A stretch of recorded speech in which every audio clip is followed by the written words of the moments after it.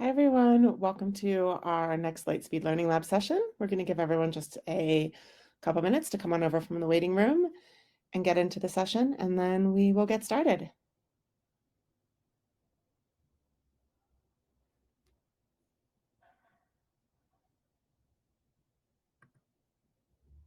All right. I think people are coming on over, so we're going to jump right in. Welcome again. I'm really excited to have you here for the Creating a Safe and Caring Environment this school year Lightspeed Learning Lab session. This series, for those of you who haven't been to a Lightspeed Learning Lab before, this is a new initiative this year created based on input from you, our clients, to help you get ready for a really successful back to school with Lightspeed. The Learning Labs are a 5-part series of short 30-minute webinars. They're here to help you summarize best practices, get some feature updates, learn about new services, training, and support resources, and really help you maximize your partnership with Lightspeed to understand everything that we have to offer, save you time, and support all of your district's priorities. This is the 4th of our 5 sessions, but they've all been recorded so that you can share with your team or access them on demand anytime.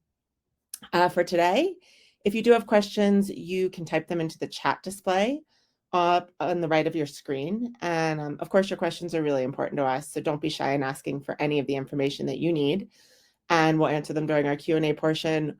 Or if we don't have time to get to them during the session, we will follow up with you after the session. And finally, there'll be a short survey at the end of the webinar, and so be sure to take just a second and fill that out as well. So as we head into the new school year, we really know that you and all of the schools and districts across the country are facing a lot of challenges. As an organization, we're committed to helping you with those challenges, whether it's something like guarding against cyber threats and risk to student data, or dealing with increasing student and teacher wellness challenges while trying to retain counselors, IT staff, something that we'll talk about a bit today. Lightspeed right now serves nearly half of US school districts, so that's over 20 million students and 11 million devices across the country and even across the world. We work with schools and districts of all different sizes, from large to small, and those districts really trust us because we've been in this space for more than 20 years. So in order to serve this really wide range, we've invested in our product and design organizations, and we're looking to find out what districts need and what we can do for them. In that respect, we spend a lot of time asking questions, all back to informing our product roadmap and what we're going to build and create. And we really are committed to helping you solve not just your challenges of today, but what your challenges will be tomorrow as well. So in that vein, you're about to see a poll pop up asking you about what challenges are top of mind for you as we enter into this new school year. For those of you who've been to a couple of these learning labs, it may look familiar. Again, so student safety and mental health, cost and license management, AI app use and policy making, data privacy and security, or addressing the digital divide. And we'll give just a second for those answers to come in.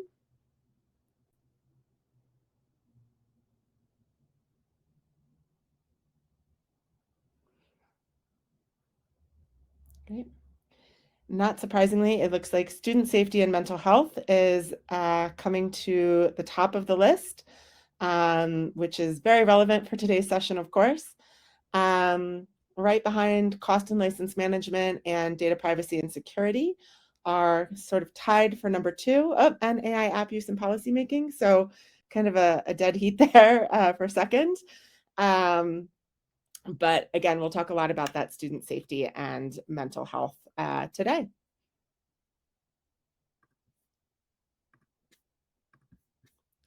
So over the past year, we at Lightspeed have been really busy taking all of those insights and things that we've learned from talking with all of you, and creating lots of new things, exciting things and features that will be coming out this fall. So some of those exciting releases that you can see on this slide, we are working hard to surface insights for you around the edtech apps used across your devices and network to help you reduce cost, improve security, and data privacy management. We also know transparency and communication with parents is key, so we've just enhanced our parent portal to provide a simple process to manage and publicly publish your district's approved app list. And we're constantly paying attention to these big problems that can be costly, time-consuming, and have a major impact on the learning of our nation's students. So excited to keep working with you on all of this moving forward. All right, let's jump into today's session. So what are we going to talk about today? We'll get a bit of an overview of some monitoring upgrades that we've just made to Alert that you'll be able to start seeing in the system as you head into back to school. We'll talk about how to choose your alert response team, how to configure it for your district's unique needs, go over a few resources to get started, and talk about what's coming next with Alert this fall. So Alert is here to help your district and mental health teams identify and reach struggling students earlier, and that's to be able to provide support when and where it's needed most. So as we've just heard from that poll, mental health challenges and student safety are some of the biggest issues that school districts face right now, especially along with challenges with staffing in mental health roles. At the same time, students are confiding in their devices in a way they may not in the real world or in real life. So that means there's a wealth of digital information that can provide signs or signals when a student needs help, but staff definitely don't have all that time to comb through all of that information. Actually, no human could comb through all of that information. There's just too much out there. So that's why we've introduced really sophisticated AI, artificial intelligence, and ML machine learning models to go through this massive amount of information and find students in need of support. And we back that up with our human review team, which is a highly trained group of specialists that add round-the-clock support, looking for the most urgent signs of students in need. And that AI just got a lot better. So the fields of AI and machine learning have continued to advance really rapidly in the past few years, and Lightspeed's committed to investing in these improvements as they're happening. So just this week, we're announcing major improvements in our model with the addition of new machine learning capabilities.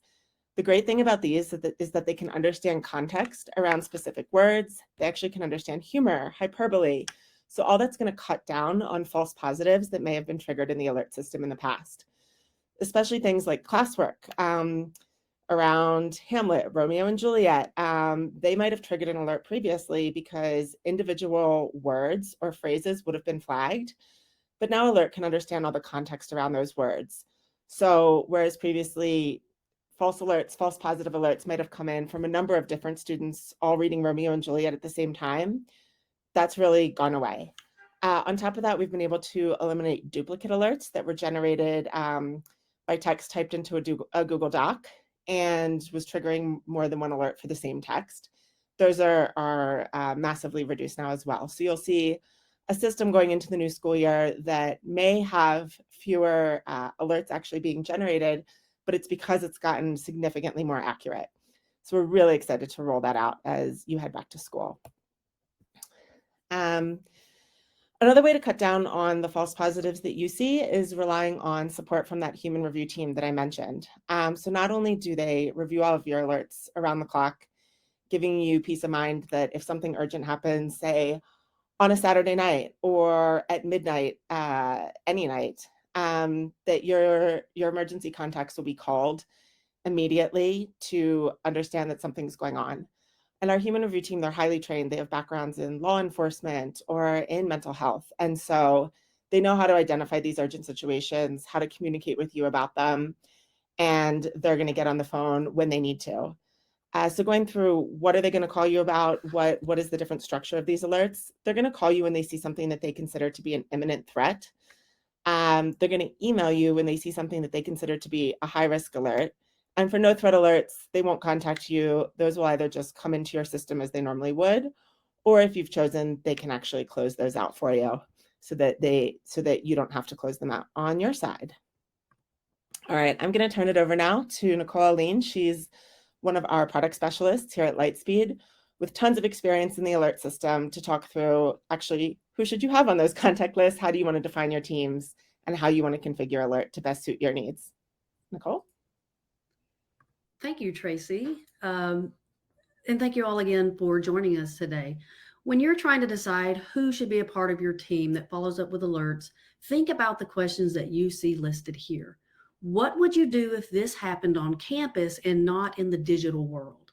Think about it like that and adapt the plans that you currently have in place. So take a look at these questions. Who is usually involved in the type of scenarios that could arise from an alert if they happened outside of the digital world? Who are you going to go to if this happens when a student is walking down the hallway on campus and they say something? What is the first action a school or district staff may take upon hearing of such a threat? What are you going to do? Think about those plans that you already have in place and follow them. Who are you going to notify and in what order? Is it going to be the principal first? Does it go to the counselor? Who do we use to see our students when issues arise? And what would happen next? Are we going to contact the parents? Are we going to contact the discipline office? Who are we going to contact? Think again about what you have already in place and adapt those plans to the digital world. So let's look at how we would define our teams. Looking at an admin team, these are people that are on campus every single day taking care of your students and the issues as they arise during the school day. Think about the questions we just talked about. Who would normally handle a situation? Who is your go-to person? These are school site contacts, your principals, your assistant principals. They're the ones that are going to take care of the majority of issues that arise on campus. You also have your instructional coordinators and your discipline coordinators, your counselors. These are the people that will take a student into their office and give them counsel and see what is going on with them. So when you define your admin contacts, think about the people that are at the school site that take care of issues every single day. Now, an emergency contact is a little different than an admin contact. These are people that are going to be users that will get those high-risk emails and those imminent threat phone calls that Tracy talked about earlier. You might see these people on that list: school psychologists, your counseling or student services, security and SROs, your school directors, your superintendents. This is the group of people that are going to make sure the student is okay in the moment and after the incident too. So think about those emergency plans. Who in your district would generally address emergency events? This is who is going to make up your emergency contacts. And then we have some real world data here. This list shows who most districts using alert are choosing as their emergency contact. So if you see here, our IT staff, CTOs, IT directors, technology managers, instructional technologists make up 25% of those emergency contacts. We have our school principals, and you even see assistant superintendent. Here at the 15% mark, we have counselors, counseling directors, coordinators. That's all of your student service people. And then if you look on down the line, you see the percentage gets smaller, but you can use any of these people for your emergency contacts and those that we listed in the slide previously. Let's see. When it's time to configure our alerts, we currently have 4 categories to choose from for your incident reporting. We have more coming soon. These categories right now are self-harm, violent, explicit, and bullying. For self-harm, the user signifies an interest in harming themselves. For violence, the user is using language that's indicative of violence.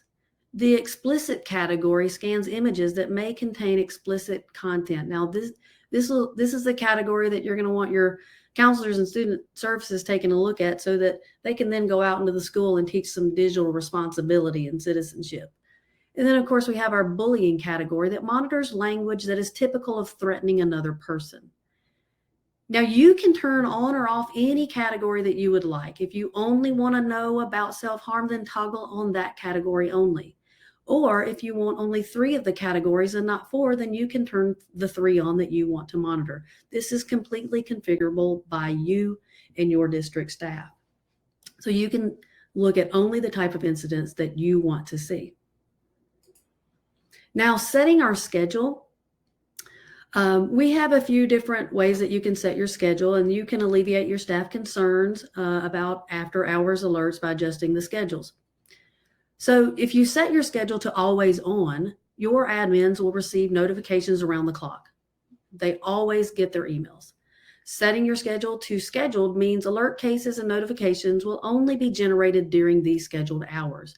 You can choose to continue to delay email notifications to the next weekday, or you can choose to have alert not generate new cases or generate alerts outside of the scheduled time. Now, I do want to make a point of saying that with human review, you will still get escalation emails and you'll still get those imminent threat phone calls, even if you have scheduled on. Back over to you, Tracy, for monitoring preferences. Great. So this is a feature that is coming soon, very soon, in fact, in August. So this is going to let you adjust your settings within each category. So the 4 categories that Nicole talked about: self-harm, bullying, explicit, and violence, to actually see what level of alerts are monitored. So you're going to be able to focus even more on exactly what you want to see. And what do I mean by what level? Each alert will be classified as of high concern, medium concern, or low concern. And I'll give you some examples of what that might look like in a second. And so you can choose within each of those categories to see all, high, medium, or low, to see just high and medium, or to see only high, based on what's the most important to you and your district. So for example, you might not want to see all explicit alerts, just the only monitor for the most high concern in that category, but self-harm, you might want to see high, medium, or low, and have alert monitor on high, medium, and low in that category. So you can make those decisions based on exactly what's most important to you. So what would high, medium, and low examples look like? This is all in the violence category, just as an example. So high concern alerts would be serious and realistic threats of violence, or mentions of past violence, specific mentions of violence that has occurred. Medium concern threats in the violent category would be things like calls for violence or destruction of property. And then low would be things like soft threats, kicking and punching, destruction of small personal belongings, or violent jokes. So still things that are cause for concern, but less so than those higher medium examples. And we'll have full documentation for examples in all of our different categories when this goes live, so that you can go through and actually see really clear examples of what type of alerts will fall into which levels by category, and make all those decisions based on exactly your needs for your district. All right, back over to you, Nicole, for some best practices. All right. Thank you, Tracy. When you have everything set up, alerts are starting to come in. What are the best practices for case response? Number 1 here is capture all pertinent information. Make sure you're using all of the resources that we have available to you while gathering information about what's going on with the student. Take a look at their web activity to get a clearer picture of what is going on. We do have that available for you by just clicking on that web history. Number 2, there is assign cases promptly to establish clear owners for follow-up. You have the ability within Alert to assign cases to a user. So if a case comes in, the principal sees it and says, hey, this is really for the counselor to handle, I can go ahead and assign that to my counselor. She's going to get a notification that says, hey, you need to take care of this. And then that student can be taken care of pretty quickly. Number 3 is close cases that have been investigated and resolved, so you don't miss new notifications. You don't want to have several open cases for the same student. You don't ever want to miss a notification because you have several open and you don't realize that a new one came in. So be sure to go ahead and close those as you've investigated and resolved them. Number 4 is encourage your emergency contacts who use Do Not Disturb to allow bypass for our safety specialist phone number. Look, make sure your escalation team has the Lightspeed emergency phone number as a favorite in their phone, so that when they're asleep or when they're in the movie theater or wherever they are and Do Not Disturb is on, it will ring through for them so that they never miss an emergency. And of course, number 5 is keep that emergency contact list up to date. Look, we all know you have vacations. We have PTO planned and things like that. You may have someone who's on that list who's going to be out for a while. Make sure you update that list so that you never miss anything. You can update it really quickly and easily in the human review setup section. It's super easy to do. All right, back to you, Tracy, to talk about what's next for Lightspeed Alert. All right, so these are all things that are coming in the next few months for Lightspeed Alert. The very first one on the list is monitoring preferences, which we just talked about. Also coming soon, alert monitoring in Spanish. This has been a really highly requested feature, especially from districts that have a significant proportions of Spanish-speaking students, to have alert be monitoring what students are looking at in Spanish and be able to alert when a concerning phrase comes up in Spanish. Parent, guardian, contact, and student address information within alert. So that will be for ease of quick communication or addressing an issue, particularly an urgent issue that comes up, giving easy access to that information within alert so that parents and guardians can be contacted, or if needed, someone can head over to a student's home in order to address the situation. And finally, new categories, drugs and weapons.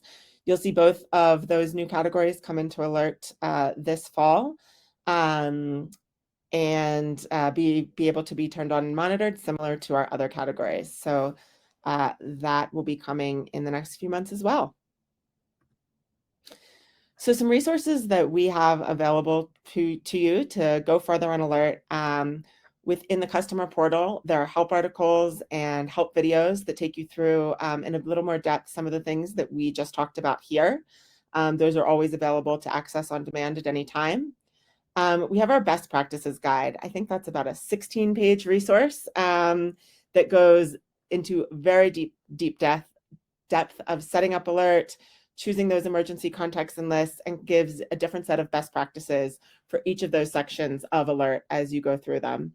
And so some of the best practices that Nicole touched on today are in that guide, but you'll see even more different tips for all aspects of alert within that guide there. And finally, district communication templates. So when you do put alert into a district, this is actually some templates for communicating with different stakeholders, from parents within the district to teachers, letting them know what is the system that you're implementing, what does it do, why it's important, and what they can expect from it. So those are all customizable to your own needs, but that's a great starting point of those communication templates. And if you want more training on alert, we have our incredible professional development team here at Lightspeed, and Nicole is one of those. So you could actually have her come and do individualized trainings with your district, either on site or virtually, to support really any of your needs around alert. So our courses that we have now, there's a best practices course, best practices for responding to alerts and navigating key features.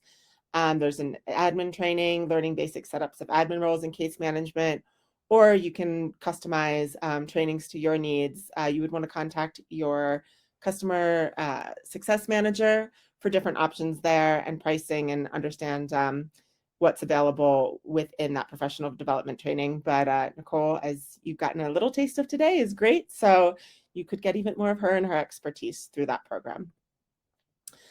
The Lightspeed Learning Lab calendar. So as I mentioned at the opening of the session, we are now on session 4. So we have one more session, which is tomorrow, maximizing the value, security, and effectiveness of your edtech system. But all of these sessions that we've gone through over the last 2 weeks are available on demand at any time. So we have a classroom session, a filter session, one on the effective use of AI apps, and then today's and tomorrow's all available on demand. You'll be receiving an email after this session with links to the recording and also to some of the resources that we talked about today. So look out for that, or you can go check out any of these sessions at any time.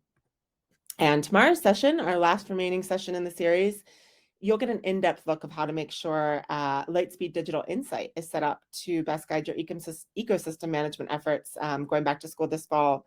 So fine-tuned settings and reports are all there to give you the data that you need for digital learning app decisions, data privacy management, surfacing professional development opportunities, and more topics with that. So if Digital Insight is of interest to you, be sure to come and join us again tomorrow, although you may see that poll at the beginning yet again. So just a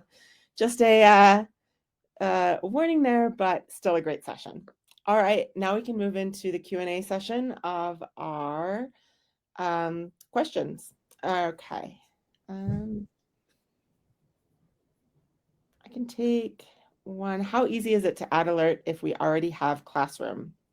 So there's still an implementation process, but it gets easier with time. If you have already implemented one Lightspeed product like Classroom, for example, that implementation process is easier the second time around. The other great thing is that you'll work with the same customer success manager and engineer that you've already worked with. So they will support you across all of your Lightspeed products. And you'll be able to manage everything from the same spot and move through that process, the implementation process, more quickly than you did with your first implementation. So yeah, it's still a process, but a slightly easier one second time around. All right, and I'll answer this one. The human alert, self-harm or violence that she just referenced, that would receive a phone call. Is that for all levels of Lightspeed Alert? You would get a phone call only if there were an imminent threat, meaning something is about to happen right now or in the near future. That's when you would get a phone call. For other levels of alerts, you would get an email. If it were a high-risk email, you get a high-risk email. Otherwise, it would just come through the system as a normal email. But for the phone calls, it's going to be those imminent threats only. I'm having a hard time getting administration to understand the escalation contact list. Is there some documentation that can be presented to them to help them understand the needs and roles? The best practices guide is a start for that. Another thing that you can look for to come out over the next few weeks, that real world data that Nicole talked through briefly of different escalation lists, we are going to publish a much more extensive look at that, looking at how people are setting up those different escalation lists based on their size of district, things like that. And then also going into some more in-depth information on the escalation contact list, those roles. So I would look out for that coming soon. That might be another great place to get help on that. All right. Is there a way I can let alert know about the upcoming subject matter so I don't get false positives? There's not a way to do that, but we do have an option that you can toggle on while using human review, and it's called close no risk cases. If you have close no risk cases on, our human review team is going to take a look at every single case that comes through. If they determine that this is part of an assignment, they're going to auto close that alert for you. So there's really no need to reach out to us for upcoming subject matter that you know might trigger an alert. Most likely it will auto close for you if you have that feature turned on. I do want to go ahead and say that your admin contacts will still be notified of the alert via email. It will still live in your dashboard so that you can review it later if you choose to, but it will go ahead and close on your behalf so that you do not have to worry about it. We've had issues with paintball images and World War II photos. Will machine learning try to reduce false alerts in the drugs and weapons categories? Yes, absolutely. Those new categories that will come out will also have those new machine learning capabilities applied to them. So hopefully anything that comes up that is a false positive will be less likely to with our new machine learning capabilities in the future. And this one, how does the escalation process work if I'm not able to get to an alert fast enough after hours? If you have human review, our human review team is going to call down the escalation tree in order. So if you're number one on that list and they cannot get to you, they'll immediately go to number 2, number 3, number 4 until they do reach someone on your team. This is why we do ask for multiple contacts in your escalation list, and so that nothing gets lost. So you don't really have to worry about that. If you can't get to it, we will get to the next person on your list. Okay. I think we're coming to the end of our questions. So I think we are also coming to the end of our time. So great timing there. And again, if you do have a question that you didn't get to today, you can also reach out to your customer success manager with that question, and they can pass it along to our team as well. So any other follow-up questions, feel free to do that. And thank you so much for being here today. Really happy to have you. At the end of this, again, you'll see a short online survey that we hope you take the time to fill out. If you're interested in discussing the professional development and training courses that I was talking about, you can also reach out to your customer success manager or contact at sales@lightspeed.com email address. So thanks so much for joining us. We hope we see you again at the very last Learning Lab session, and have a great rest of your day. Bye, everyone.